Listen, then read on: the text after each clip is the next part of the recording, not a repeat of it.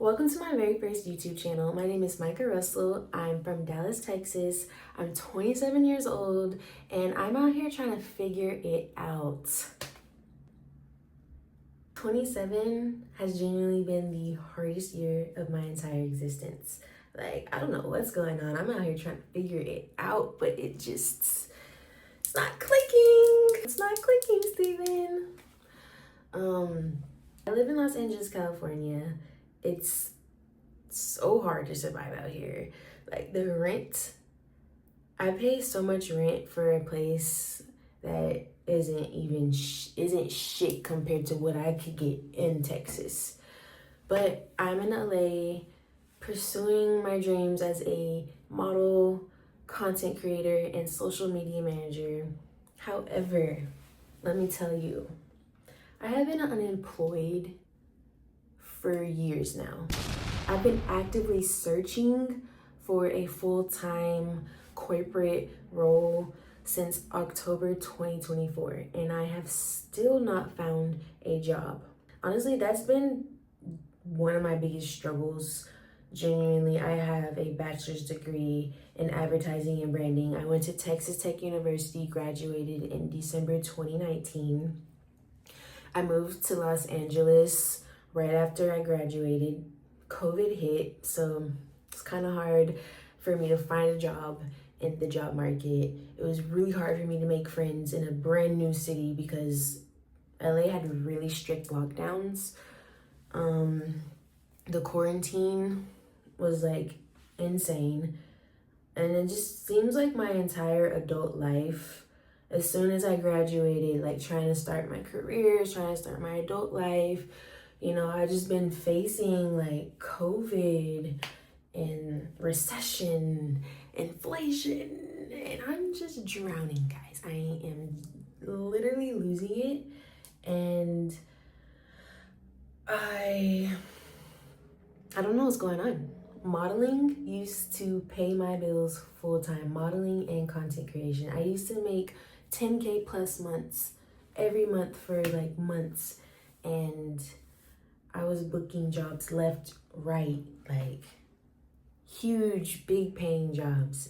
And it was like very consistent, and I was paying my bills. I was growing my savings. Like I thought that I was living life in the fab lane. You know, in 2023, that's when I was like really thriving as a model, as a content creator. Like I was getting paid $1,500 for 15-second TikTok videos. I was getting paid $5,000 for one model job, and I was getting them consistently, and that allowed me to move out of my parents' house into my current apartment. It allowed me to purchase my very first vehicle, and I just thought like, hey, like, you know, life just felt like it was going up and up and up. And then 2024 hit, and you know, things started slowing down a lot for me. And so, like I said, I actively started looking for a full-time position August 2024 as a social media manager. And I've had genuinely no luck, and I don't know what's going on. I genuinely don't know what's going on. I went completely broke in 2025. And I would say in January is when I genuinely had like my last dollar to my name, and it's December. I'm pretty much still in the same position. I'm not in the same position mentally, but my circumstances wise are the same, if that makes sense. We're gonna figure this out together. I went through so much this year. I went through a lot of loss. I went through, you know, being broke for the first time. I went through unemployment. You know, my mom and my boyfriend have been helping me with my car note, with my rent since like February of this year. And it's mentally put me through the ringer. Mentally, it's made me question my worth. It's made me feel very useless, and it's really put me in a very dark place because I feel like, you know, in this society now, we're on social media so much, and all I see is my peers booking model jobs left and right. All I see is brand deal after brand deal from all my friends and peers, brand trips, you name it. I see everything, and here I am, like struggling to even get like just a few dollars. Yeah, so it's been very hard. Like the comparison aspect has been really hard for me because I sit online and I see everybody living the life that I want to live. I see everybody, you know, having fun, making friends, having new experiences, booking that job that I wanted, and, you know, just really thriving in their career. And I'm like, what am I doing, you know, so wrong that I can't book a job, or I can't, you know, like it got really unhealthy. So fast forward to, let's say, May. We're gonna fast forward to May. May was a significant month because I went back home to Dallas, and just a backstory, I am the oldest of 6 siblings. So I'm the oldest of 3 brothers and 3 sisters. 2 are 18, they're twins. Then the rest are like, they're all like a year apart. My dad has 4 kids and my mom has 2. So 2 of them live in LA and the rest are in Dallas. So I was able to go visit my other siblings in Dallas and my dad. I watched my brother and sister graduate from Duncanville High School, and that was just a really good moment for me. Like, my siblings mean the world to me. I have a really special bond with the twins because they made me a big sister, and so to watch them graduate and reach new accomplishments. And then a few days later, my life changed forever. I would say 4 days after the twins graduated, I got the worst call of my life. So I had just got back to LA, like literally like just got on a plane back to LA. My brother calls me and he's like, Kirsten passed away. And so he's the other twin. So he's calling me, telling me that his twin sister, our sister, passed away. And honestly, I thought it was a sick joke at first because my brain was just not registering, because he said it so calm, and like I just wasn't expecting that call. Like, and crazy thing about it to this day is we still don't know what happened to her. She died suddenly, unexpectedly. We done multiple autopsy tests and nobody can figure out what happened to her. She was healthy, so they just ruled it as natural causes. And so we have no answers.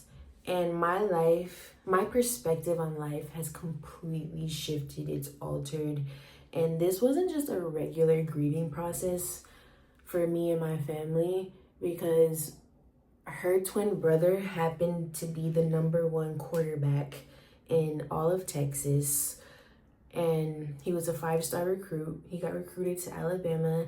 His name is Keelan Russell. When she passed, it hit the news the next morning everywhere. It was going viral on social media. Like, the next morning, like ESPN posted, like these major outlets, news sources. Her memorial was on the news, and like you could see me and my family just like crying, like just, you know, like it was just very broadcasted. A lot of people had a lot of opinions on the matter. We never had answers, so it was going viral on TikTok. People were making a lot of clickbait, rage bait videos, pretty much, you know, making up stories, making up lies, saying, all the comments were like, what happened, and like everyone's coming up with their own like diagnosis, I guess, of what they think happened to her, coming up with like the craziest things, feeling, and like I'm scrolling and like I have to see this as I'm grieving, and people are spewing out lies, just making it so much harder because we don't have answers. And so when people are coming up with the most craziest things, saying she committed suicide or the family's hiding it or like whatever, like, just honestly, it was just so much. My brain could not process that she left. Honestly, I would say it took about 3 months for my brain to process that she was actually gone. Like, because I had just saw her a few days ago. I just saw her walk the stage. I just genuinely couldn't process it. And she was just about to go to college. Like, she passed away in Tuscaloosa, Alabama. So once I got the call, I flew out the next morning with all my family to view her body. And I saw my sister, lifeless. I'm surrounded with all my family. We're all just going through it because it's so crazy. Like, you could be at the highest high and the lowest low, because my brother's football career, at 17, he became like so successful, the most successful person in our family. And, he's like climbing like NIL deals, he got Gatorade Player of the Year. He got all these achievements. He got Elite 11 MVP, like everything just going good, good, good. And then his twin sister passes away. He starts his first year of college, first year playing football at a college level. 3 weeks after Kirsten passes, like, he gets his first magazine cover. So it's like, we're all so happy for him. But at the same time, it's like, we're grieving the death of our sister. And so it's been really, really weird. Really, really hard to navigate. I will say I've been seeing my family a lot more because of football. And I will say, me and my family, I would say me and my parents were never close before June 3rd, before the passing of my sister. I wouldn't say we were just I never had like a bond, the relationship I really just needed with my parents. But I feel like when my sister passed away, both my parents really started stepping up as parents, being more present, more active. And so that is one thing that I have experienced since the passing of my sister, is a closer relationship with my parents, which I'm very thankful for. It sucks that it had to be, at such a horrible cost. But, everything happens for a reason. I feel like Kirsten definitely had a purpose on this earth. One of her purposes was to bring the family closer together. And she definitely did so. Navigating grief, so being unemployed for so long and then navigating the grief of my sister really threw me into psychosis almost. It seemed like right after my sister passed, each month something drastic was happening. Like a month after my sister passed, I'm still unemployed. Someone crashes into my car, my parked car, at 1 a.m. in the middle of the night. The police are banging on my door. Someone just crashed into your parked car. I'm looking at God like, genuinely, like, what's going on? Like genuinely, what's going on? That whole situation took a month to figure out. I got my car fixed, thank God, but it was just another stressor. And then after that, my 2 friends that I have in LA, my 2 best friends, my only friends in LA, move out the country. My best friend moved to Costa Rica, and then my other friend that I was really close to, she moved to London. So now I'm here isolated and alone, no friends. I have my boyfriend, but he works so much. I barely see him, but like the morning and at night. So I genuinely felt just so isolated from the world. Like I feel like 2025, God stripped me from friends, from finances, from working, from everything. I genuinely felt like God just sat me down, isolated, and humbled me this year. And I know He's teaching me something. I know that He's still working. He hasn't forgotten about me. And it took me a while to get to this point. I would say like 2 months ago, I finally got to this point, because after losing my sister and being unemployed for so long and literally in the negatives in my savings and my checking account, I'm in the negatives, and my mom's paying rent. I'm stressing her out. I felt genuinely just like nothing in my life was going right.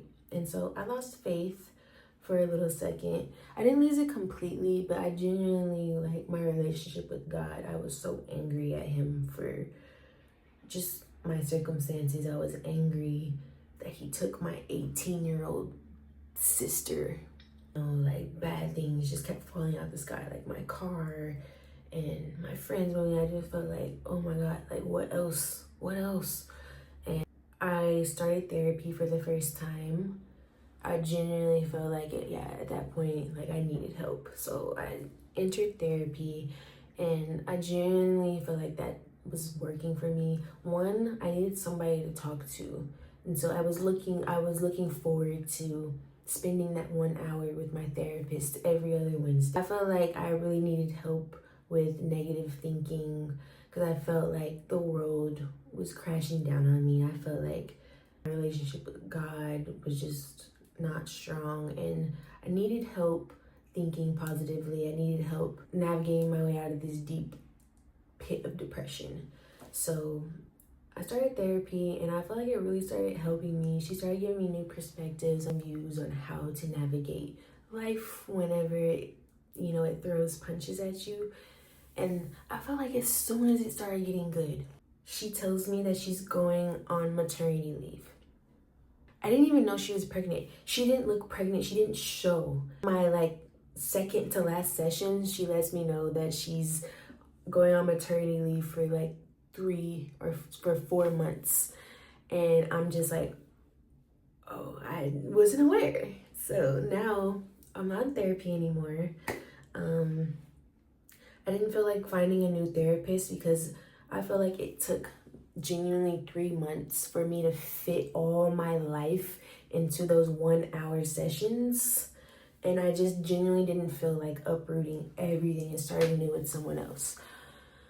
So I think I may wait for her to come back, and if it gets too bad, I might just have to start new with someone. But yeah, that's where I'm at in my life in 2025. I would say in October, life started picking up a little bit more, and I got my first brand deal of the entire year in October.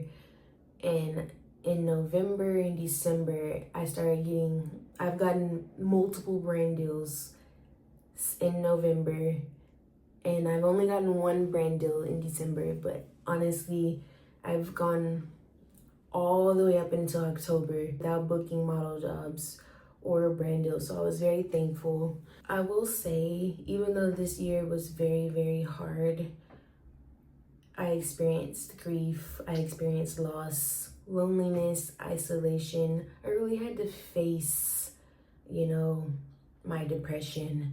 And, my depression led to me gaining almost 30 pounds. My depression led to weight gain. It led to me losing confidence in myself. It led to really bad thoughts, anxiety. I will say, through all the grief and the loss, it's definitely shaped me. It's definitely woken me up.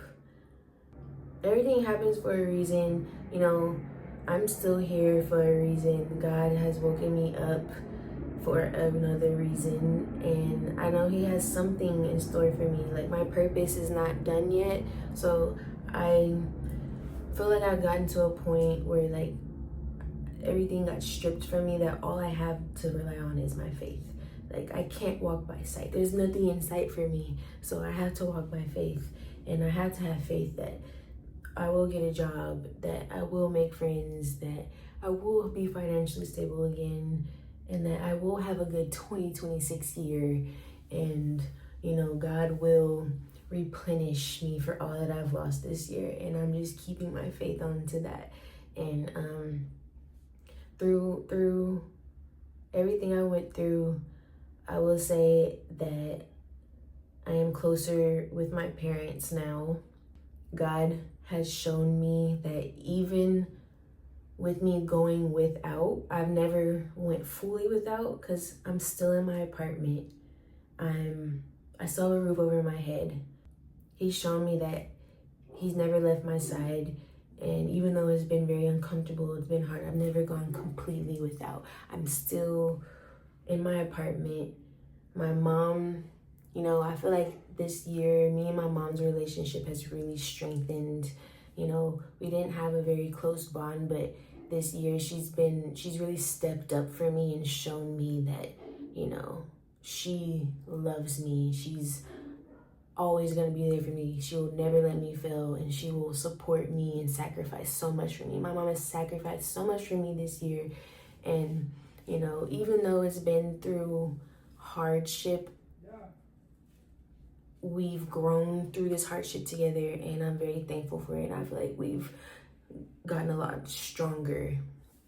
That bond has finally been built between her and even my dad. Like, so me and my dad didn't have much of a relationship before, but ever since we lost Kirsten, he talks to me pretty much, like, he talks to me very often now. Like, we didn't really talk too much, but now, we are building that connection, so I'm thankful for that. So yeah, like, out of all the chaos, I've been trying to open my eyes to some of the blessings, and there are some blessings. Like, so I'm very thankful. I discovered that I do have a support system, and before all this chaos, I really felt like I didn't, but people have really showed out for me through my times of need, and I'm very grateful that my eye has been open to that this year. That's how my 2025 has gone. I'm very optimistic for 2026, that God will come through and he will provide and he will restore my finances. He will give me genuine connections, genuine friendships, a sisterhood out here in LA. He will elevate my circumstances. That's my first YouTube video. To whoever watched this, thank you so much. I'm really trying to build a digital community where people can relate, and we can really give each other support and be an outlet for each other. This is like a digital diary for me, so I want to go on this journey with you guys. So till next time.